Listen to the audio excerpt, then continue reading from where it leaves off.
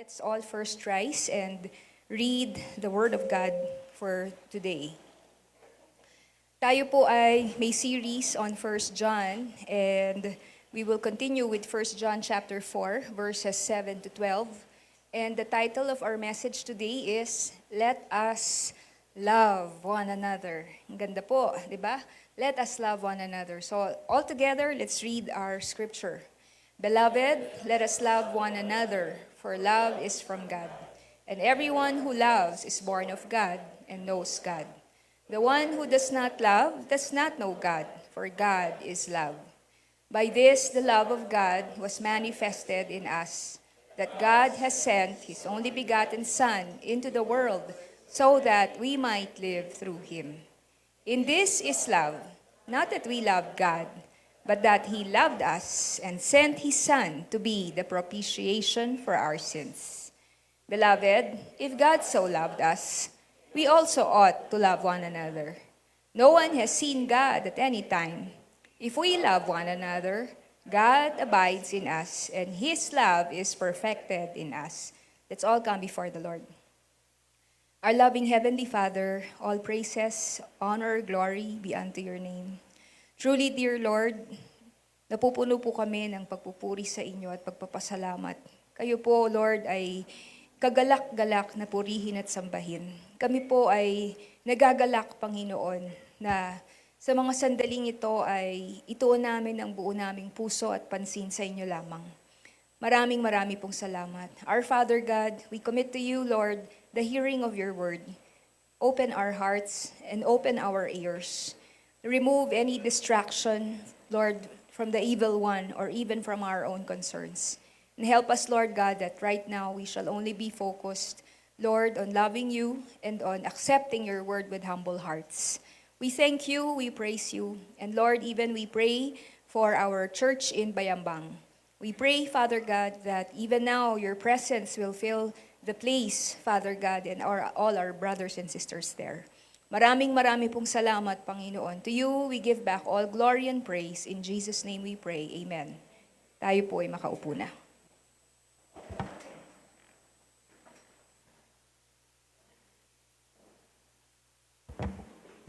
Meron pong isang newspaper columnist and minister, ang pangalan niya si George Crane. He tells of a wife who came into his office full of hatred toward her husband. At sabi po nung babae, I do not only want to get rid of him, I want to get even with my husband. So before I divorce him, I want to hurt him as much as he has hurt me.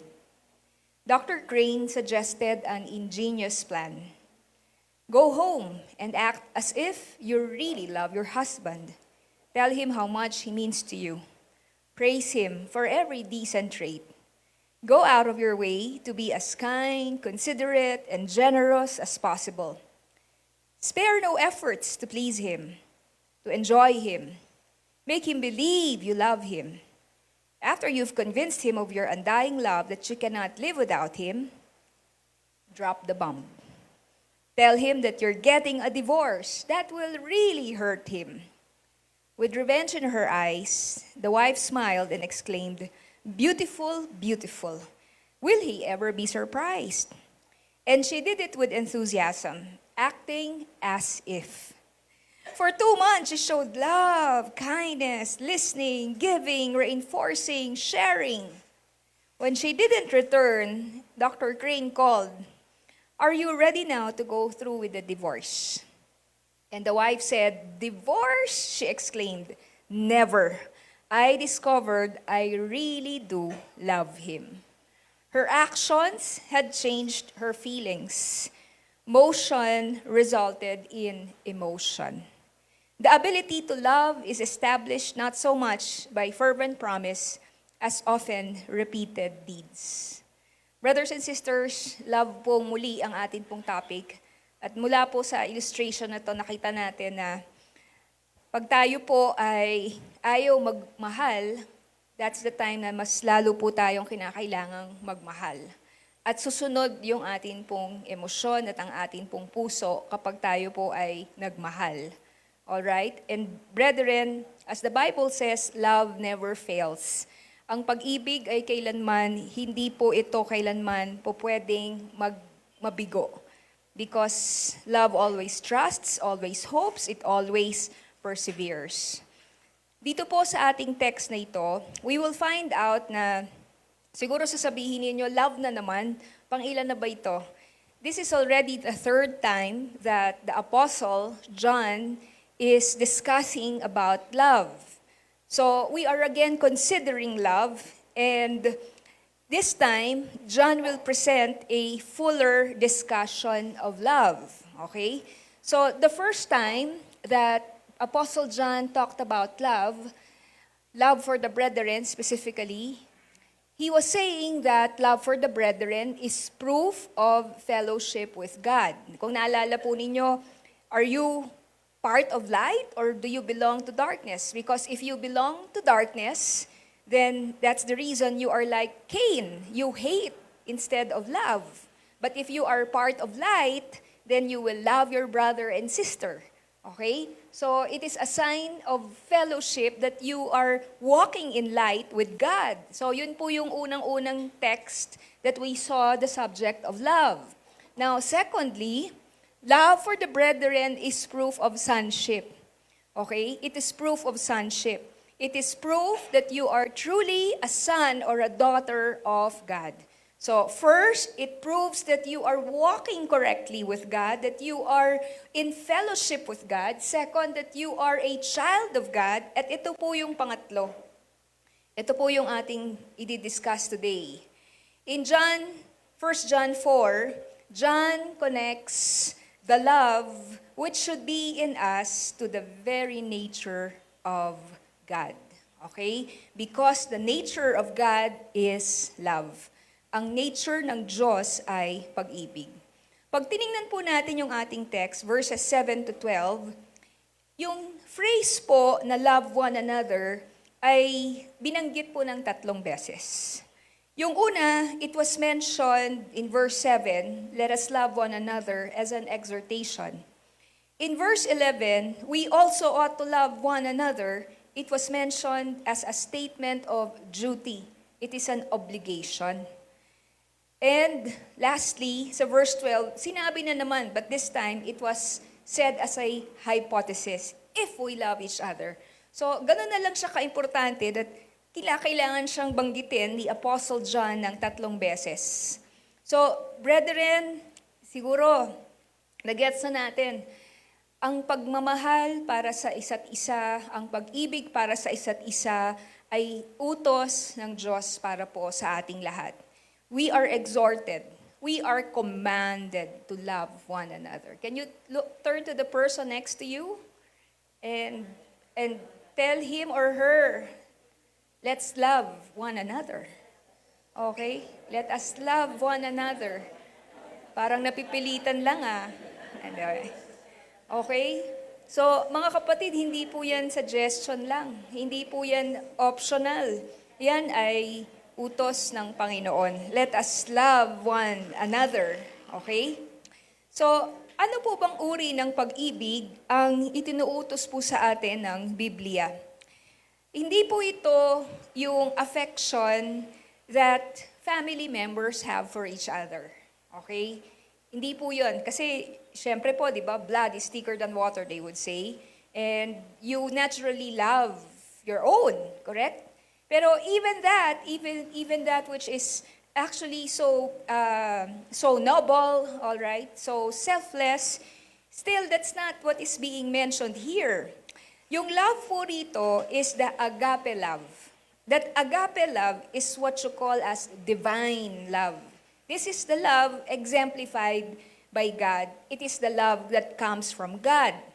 And when we talk of agape love, it is a selfless devotion. Okay? It is a selfless devotion. And according to the Bible, that is the only true love. Okay? Selfless devotion is the only true kind of love. So, let's look at our points today. Why is loving each other the plain duty of Christians? We are to love one another because, number one, God is love.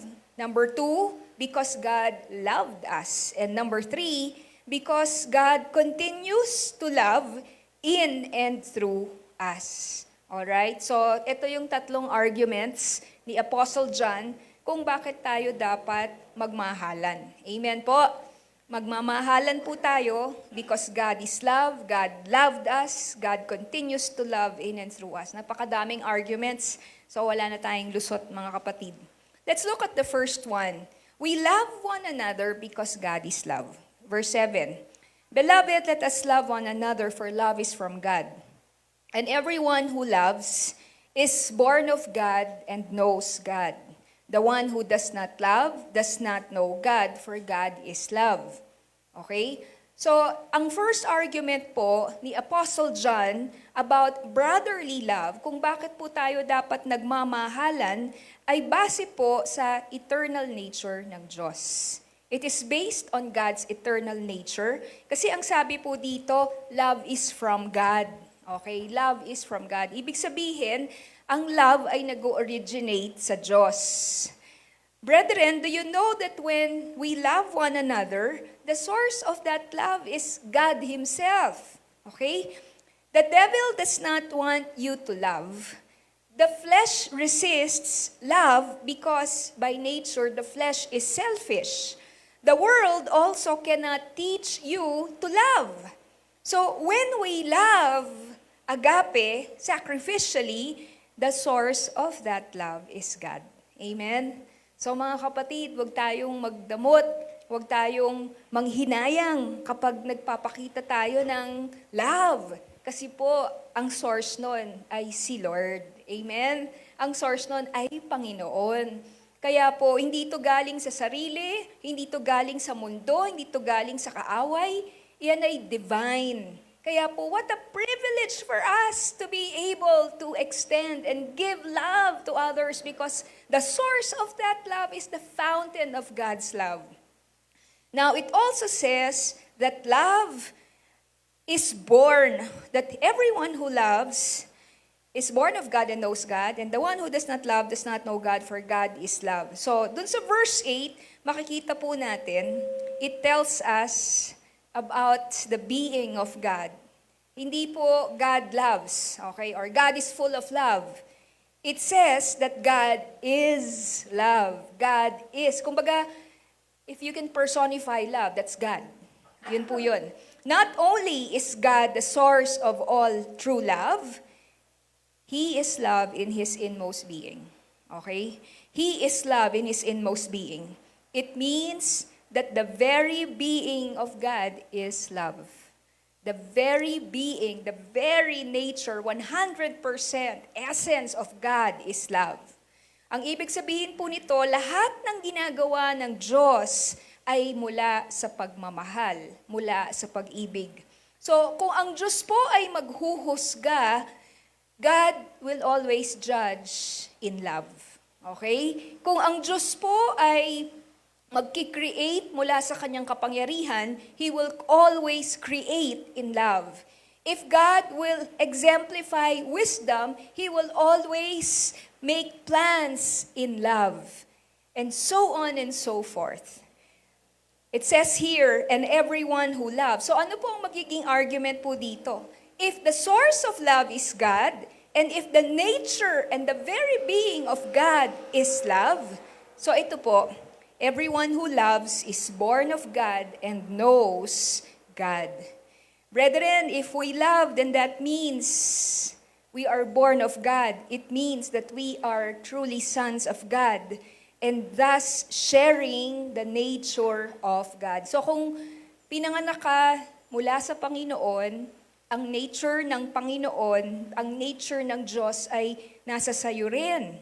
Yung kanyang divine nature ay nasa sayo rin dahil born of God ka.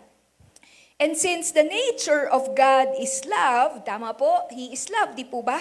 His nature is love, ano po ang magiging natural outcome nito? A believer will naturally practice love. Okay? Amen? A believer will naturally practice love. This love will not be forced. Rather, if you are a son of God, if you are born of God, it is a natural response simply because you are a Christian. Amen? You are a Christian. It's not forced. Kristiyano ka na eh. Hindi mo po pwedeng sabihin, hindi, personality ko lang talaga to, masungit ako. Hindi, personality ko lang talaga to, ayoko sa tao. Hindi po pwede eh. Hindi kasi ako people person. Hindi po pwede. Pag binago ka na ng Panginoon, matatanggal yun. Magkakaroon ka na ng buhay, hindi ka na po pwede magkaroon ng mga excuses. Kasi kung totoo ka ng anak ng Diyos, yung nature ng Diyos ay lalabas sa iyo dahil anak ka na niya. Then you will also practice love. Amen? If we love, it also means that we know God. We know Him personally. We have an intimate acquaintance with God. And because we know Him intimately, it will also produce love. Now let's look at verse 8. The one who does not love does not know God, for God is love. Okay? Mabigat po ito, mga kapatid. The one who does not love does not know God, for God is love.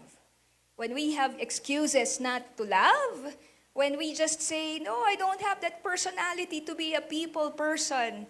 I am an introvert. I don't like people. I don't like going out of my comfort zone to love and serve others. We should be careful because it says that the one who does not love, okay? The one who does not love, action word yun, does not know God. The absence of love is evidence that a person does not know God. Okay po? The absence of love is evidence that a person does not know God.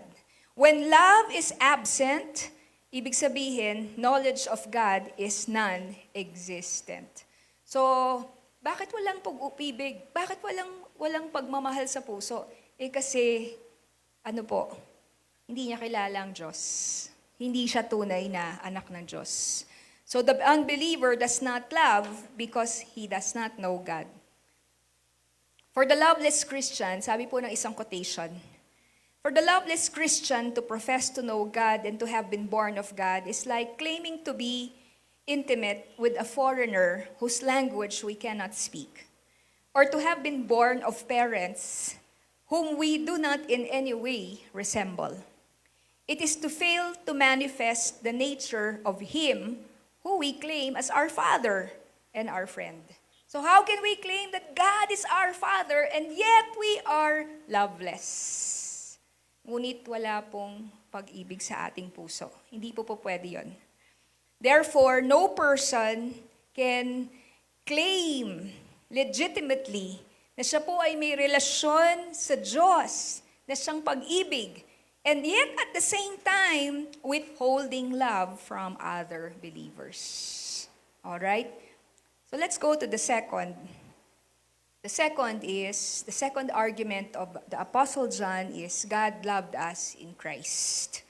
Verses 10 to 11.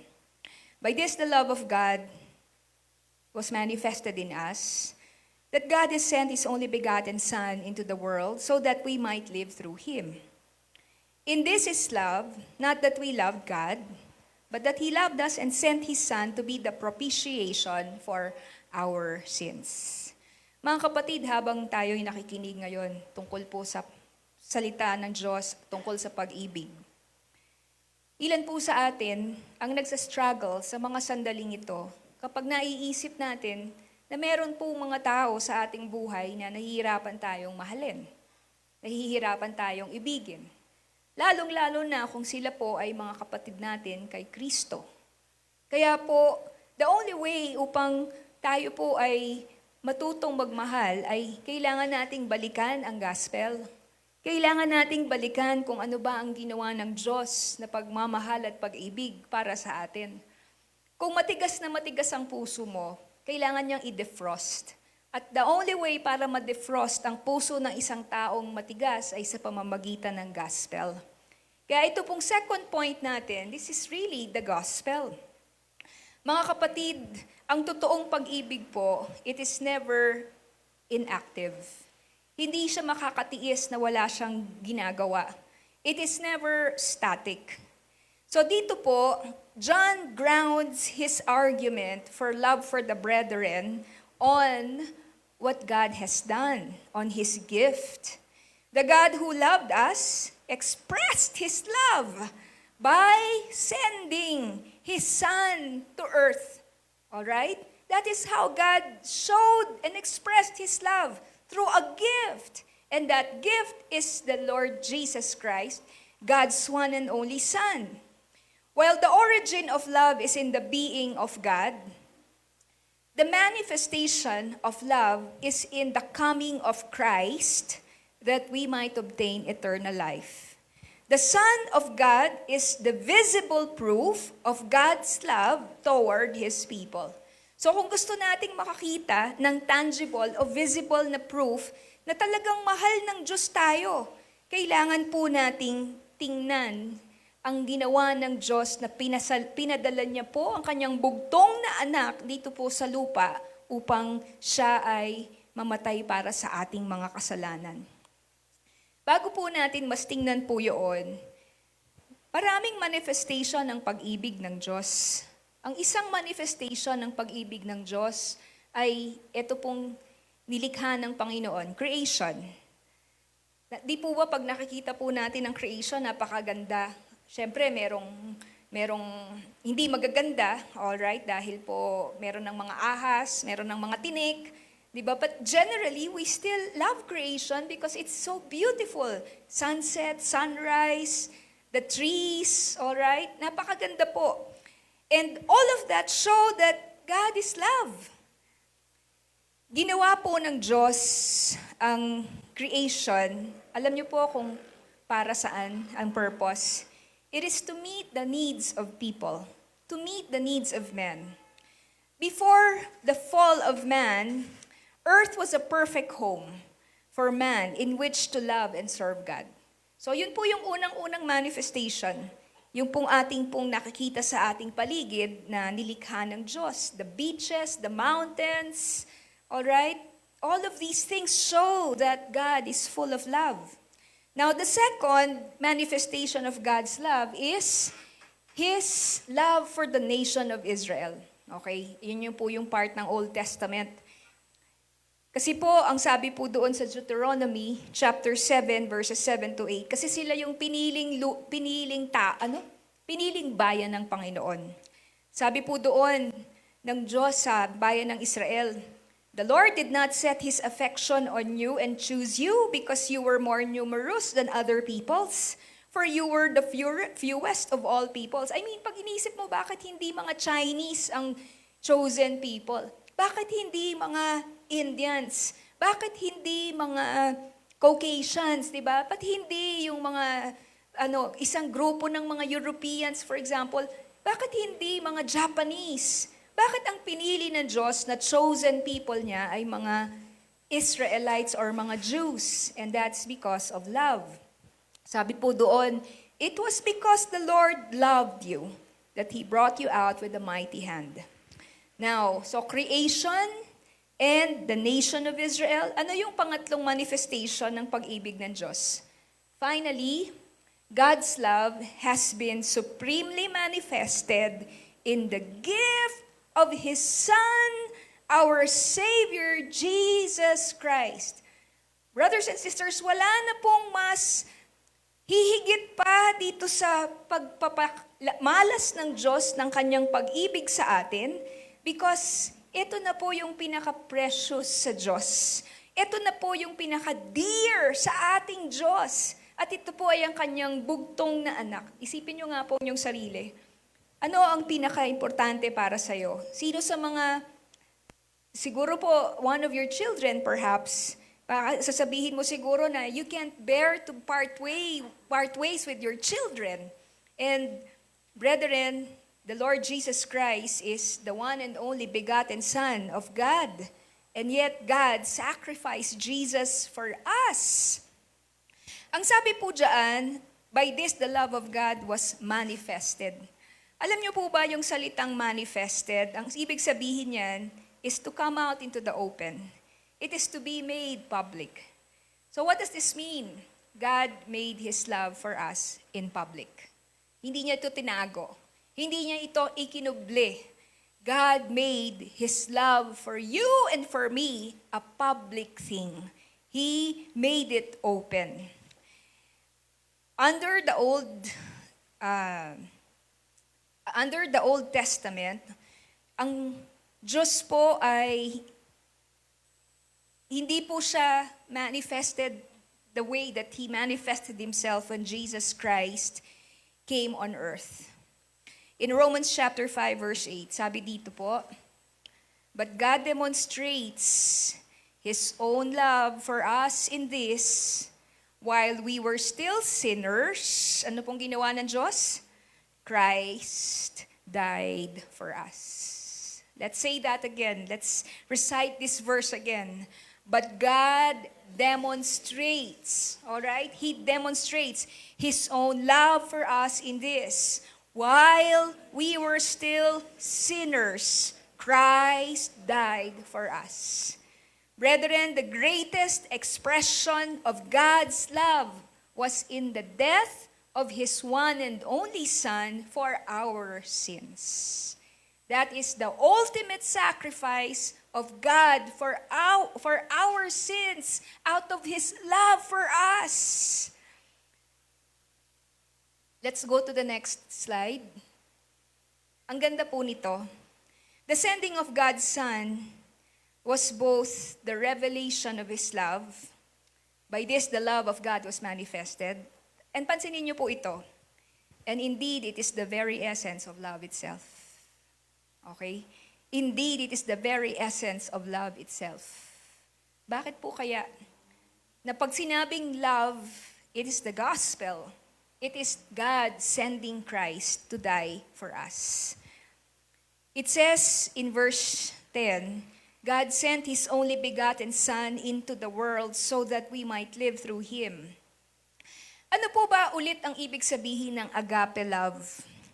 Pag sinabi nating agape, it is to desire the highest good of someone and sacrifice so that others will possess that good in his life. Okay? So hindi lang siya yung wishful thinking na sana makapag-aral ka, ineng. Uy, sana gumaling ka sa karamdaman mo. Hindi po ganon. Pag sinabi nating agape love, you are not just desiring the highest good of the person, but you're willing to sacrifice so that that person will have that good in his life. The highest good, brethren, is eternal life. And that eternal life is to know God. Alam po natin ito that we are dead spiritually, mga kapatid, dahil po sa ating kasalanan. At hindi lamang po iyon, we are destined for eternal death. Pag namatay po tayo, hindi tayo pupunta sa Panginoon, pupunta tayo sa impyerno. Dahil po yung kasalanan natin, ang bayad noon ay kamatayan. Kaya po wala pong buhay ang isang taong wala kay Kristo Jesus. Amen po? Walang buhay ang taong hindi kilala ang Diyos. Walang buhay ang taong wala sa Panginoon. God loved us and desired that we cross from death to life. Pero para mangyari po iyon, kinakailangan po ng Diyos na ipadala ang kanyang bugtong na anak upang pagbayaran ang punishment o ang kabayaran para sa ating mga kasalanan upang tayo po ay mapatawad at ma-reconcile sa Diyos. Yan po ang ibig sabihin ng love ng Diyos para po sa atin. It is costly because the only way that we can be saved from death is for Jesus to be sent to earth and to die on the cross for our sins. Let me share with you what John Stott said.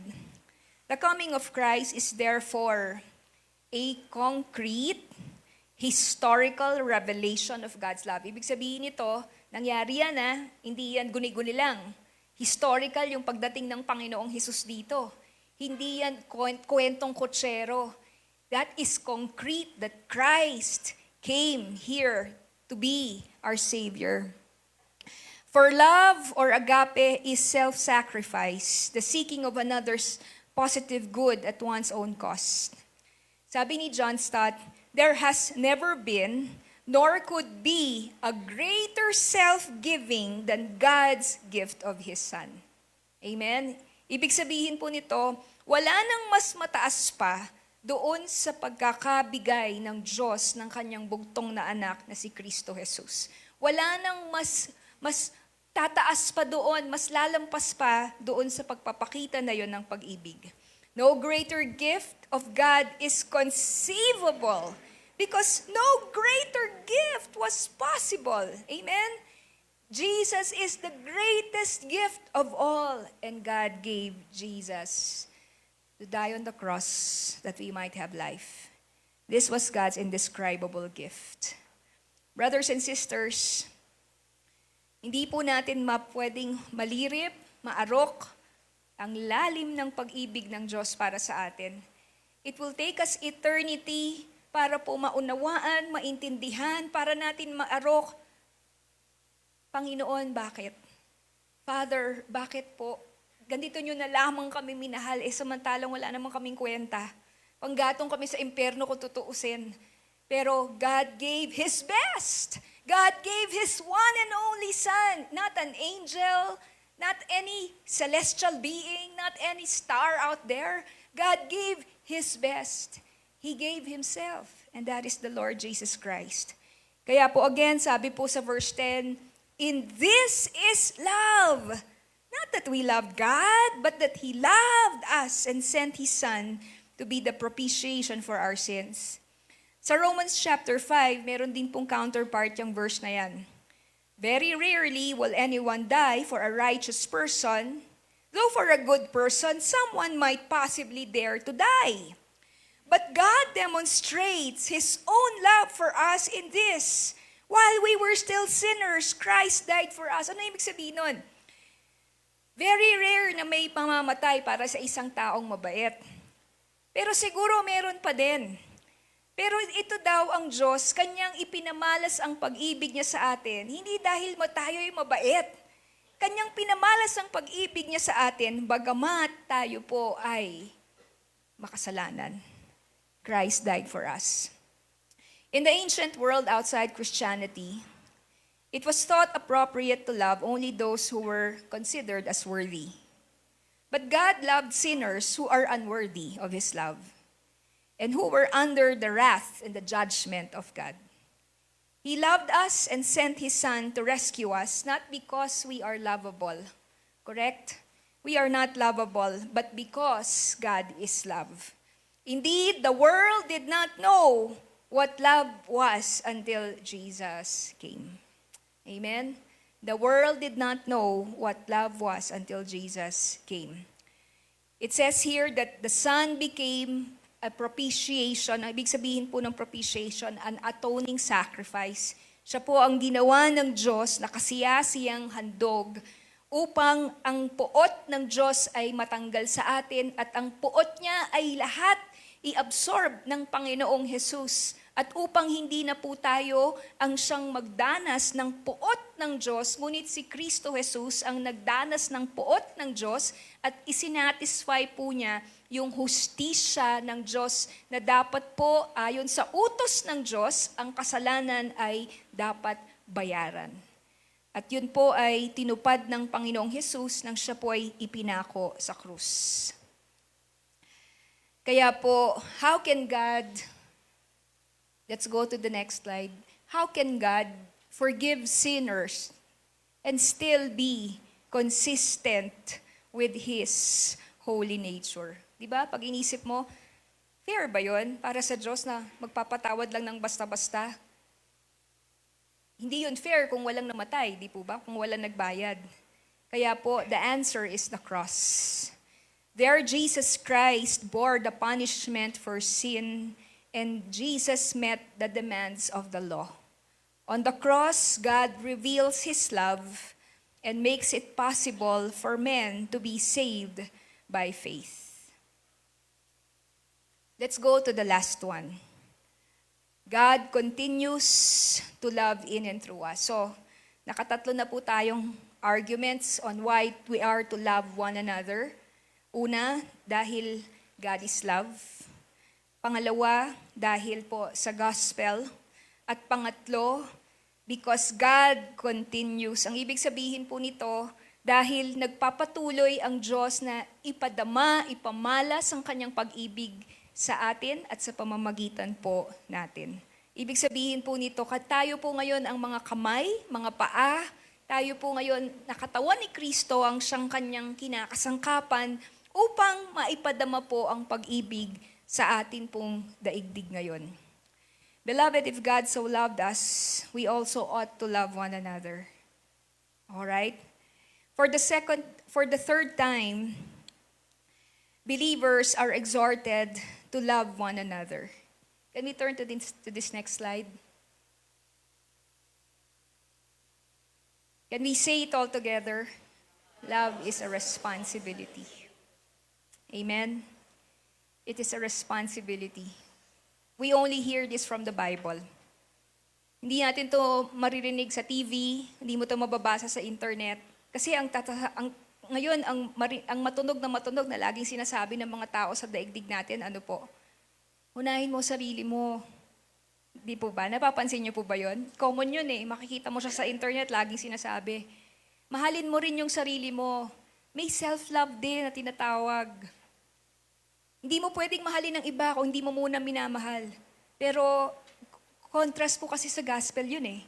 Contrast yun sa tinuturo ng Panginoon sa atin. Kasi dito sinasabi po na it's a responsibility. Love is a responsibility. Amen po. It's a responsibility. In other words, it's not an option. It's not a suggestion. It is not for a few or just for those who are pious, just for those who are loving, but for all believers, it is a responsibility.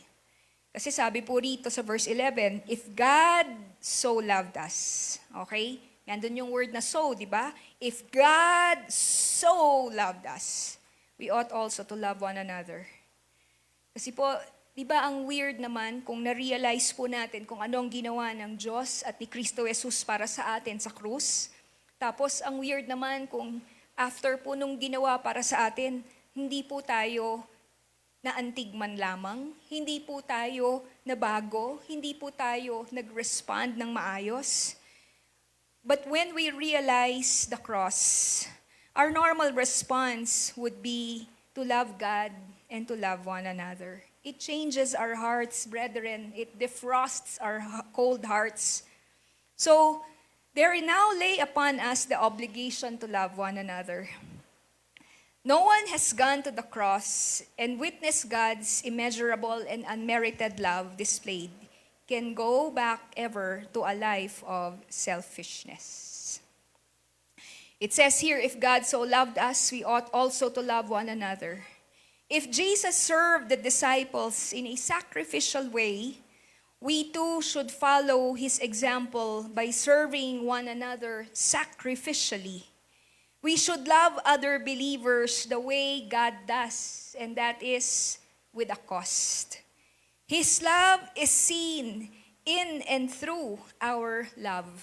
So, paano malalaman ng tao, ng mundong ito, how can we make disciples of all nations kung hindi nila makita at marama ang pag-ibig sa pamamagitan po natin? So mga kapatid, napakahalaga po na tayo pong mga Kristiyano ay mag-progress po tayo ng atin pong understanding ng pag-ibig. Dahil tayo po ay mga recipients ng pag-ibig ng Diyos, we have to keep growing in our understanding of the love of God. And I tell you, I myself, I am growing, and I need a lot to learn when it comes to loving one another. Hindi po pwedeng sabihin, okay na ako, I think nagawa ko na yung sacrifice ko as a Christian. Hindi po eh. Laging nandoon yung realization na kulang pa yung pakita ko, yung pag-ibig na po pwede kong ibigay sa aking mga kapatid.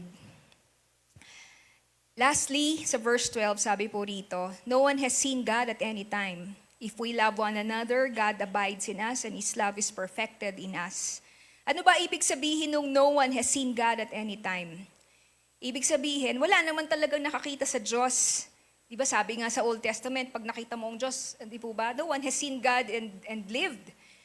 God cannot be seen directly. But, ang presensya po ng Panginoon ay evident sa mga yaon ng mga anak niya na nagpapakita ng pag-ibig po ng Diyos. Kasi sabi po rito, if we love one another, ngunit kung ating minamahal ang isa't isa, sabi po rito, God abides in us. Ibig sabihin, ang Diyos ay nagdedwell kasama natin. His presence is with us. So when people come here to Gospel of Grace, either in Baguio or Bayambang, would they say that God is here in this church? Would they say that God's presence dwell in this church? They would only say that God dwells in this church if they see that we love one another. Amen? It doesn't mean that because we have a church center, it doesn't mean that because we have nice instruments, we have food, we have these things for the ministry, it doesn't mean that God dwells. He only dwells in our midst if we love one another.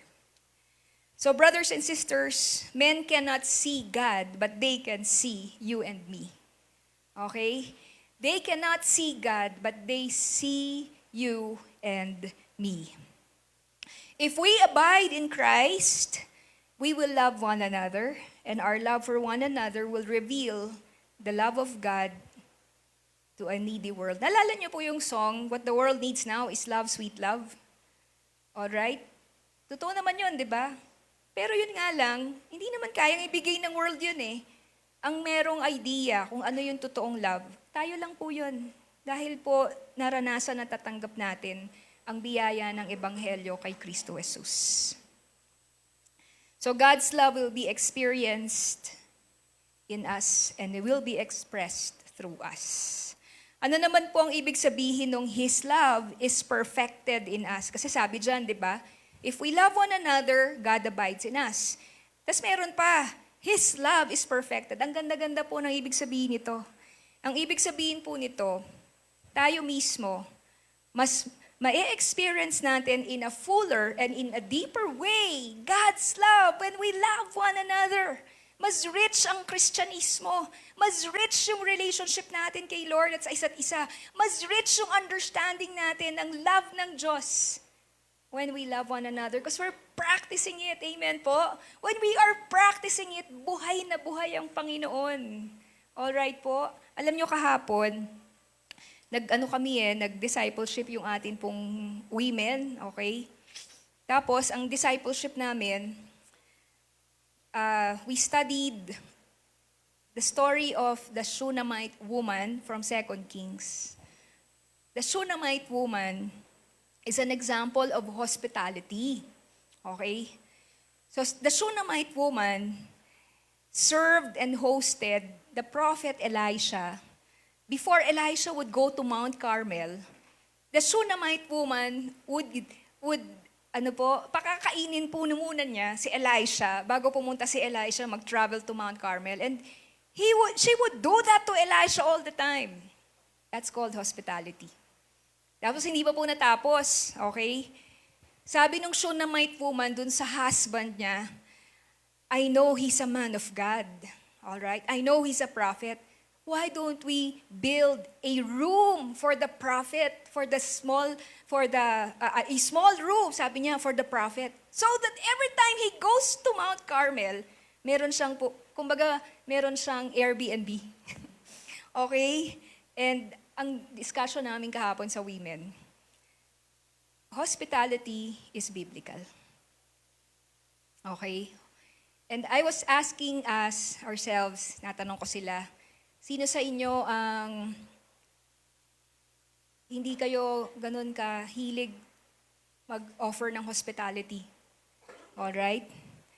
Tapos yung isang question, sino sa inyo ang gustong-gustong mag-offer ng hospitality? And alam niyo po, sa totoo lang, Siguro isa lang yung nagtaas ng kamay na mahilig siya sa hospitality, na mahilig siyang mag-host ng mga guests.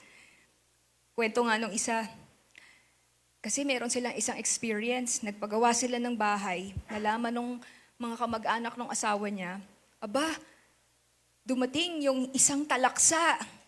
Guess kung ilan? 30. Okay? So, alam niyo na, mga Pilipino po tayo, di ba?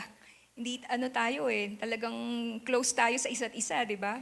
So, siyempre nagulat sila, anong gagawin namin? Paano namin pakakainin itong 30 mga kamag-anak ng kanyang husband? So, in other words, it's not easy to practice hospitality.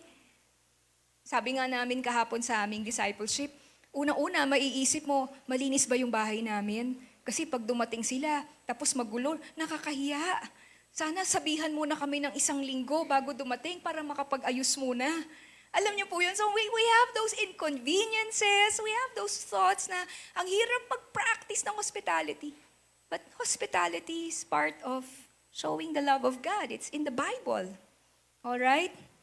So, when we do that, when we practice hospitality, here dito po sa ating church, pag meron po tayong mga guests, we try our best, we really try our best na bigyan sila ng, hindi natin sila pinatitira sa ating mga tahanan, but to find a decent lodging, a decent hotel, kung saan sila makakapag-stay, pakainin sila, huwag silang iwanan on their own, make sure we bring them to decent restaurants, hospitality, okay? So, eto po, when that happens, yung love mas nararamdaman. At ikaw rin ang nagpapakita ng ganong klaseng pagsisilbi, ikaw rin nare-refresh ka.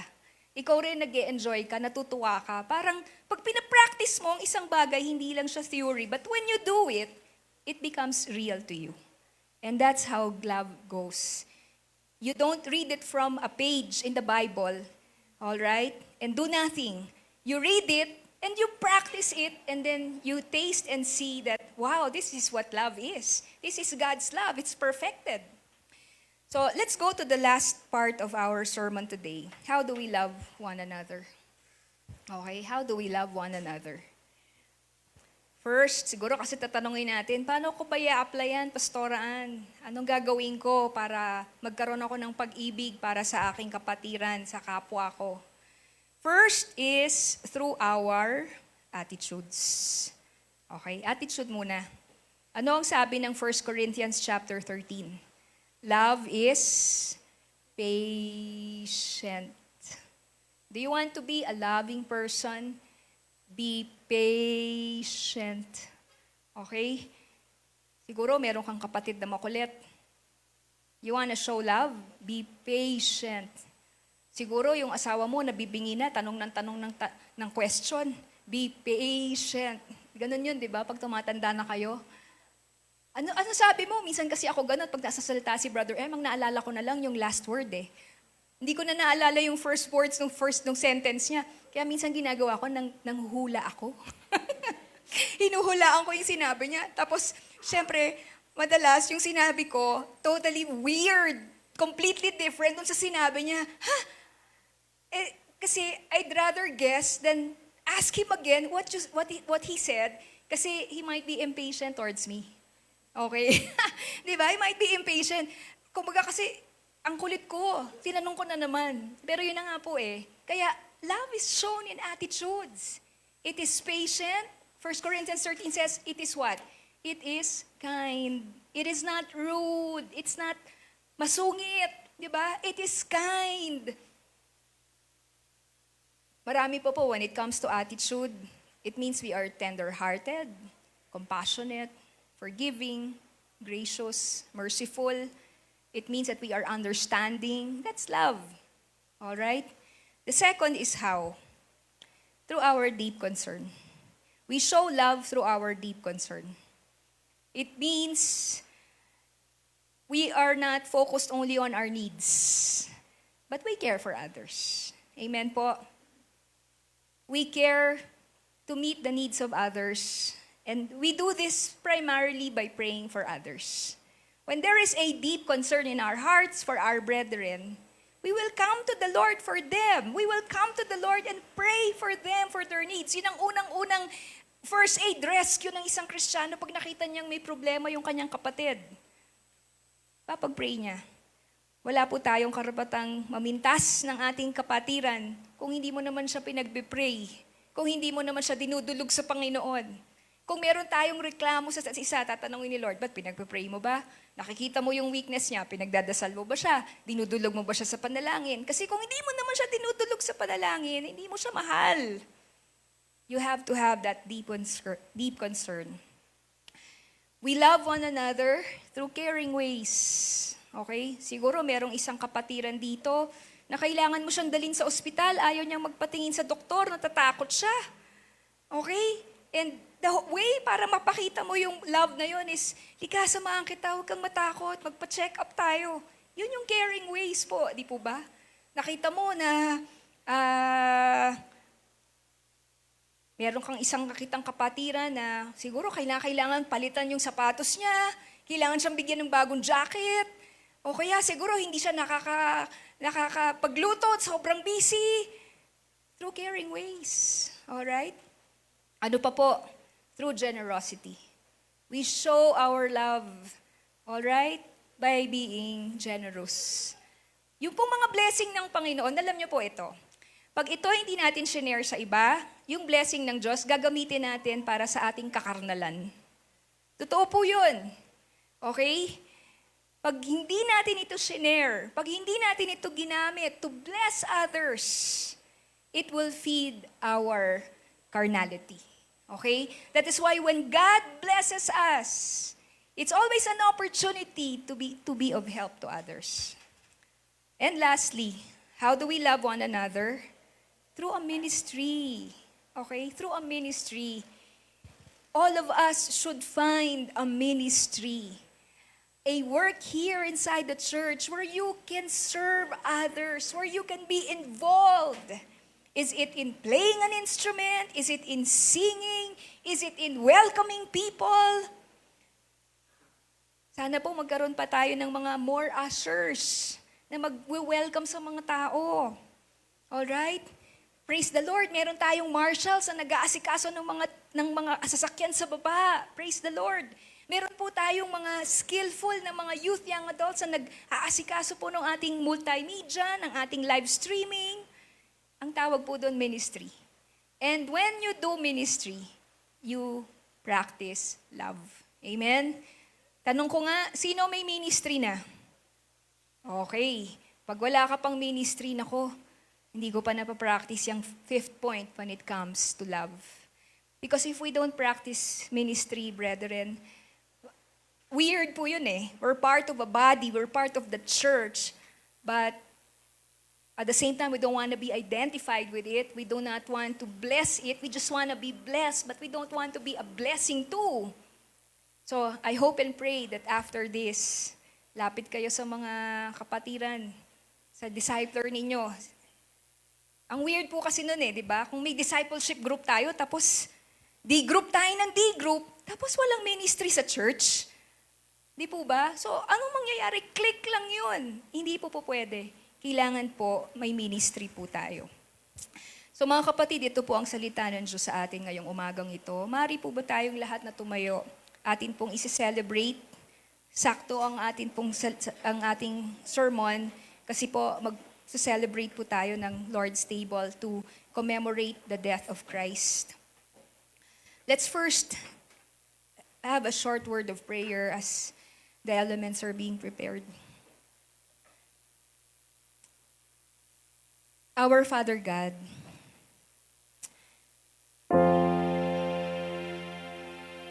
how great is the love of God that He has lavished on us, that He sent His one and only Son, Jesus Christ, to die for our sins.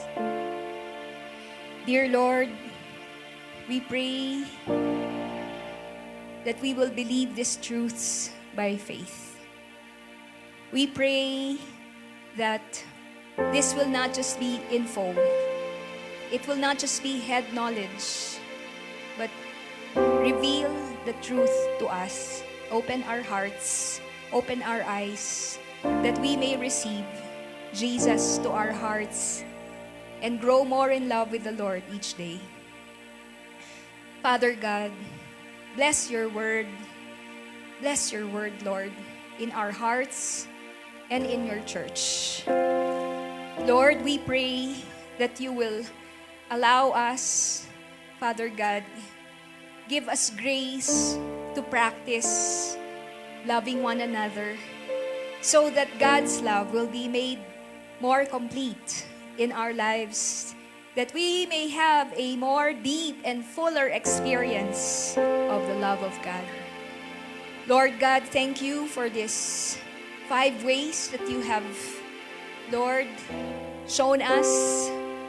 At least we have these 5 things to remind us that we show love through our attitudes, that we show love through our deep concern, that we show love through our caring ways, our generosity, and that we show love through being part of the ministry in the church. Father God, gamitin niyo po ang bawat isa upang kami po ay maging channel ng pag-ibig sa mundong ito. This world does not understand love. The people that we know, the people that we work with, the unbelievers in this world, they have no idea of love, Lord. The love that is divine. And we pray that you will use us to show them the love of God. Salamat po, Panginoon. Please prepare our hearts for our time of communion.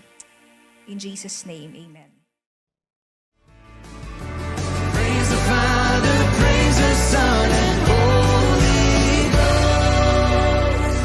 Bless the Lord.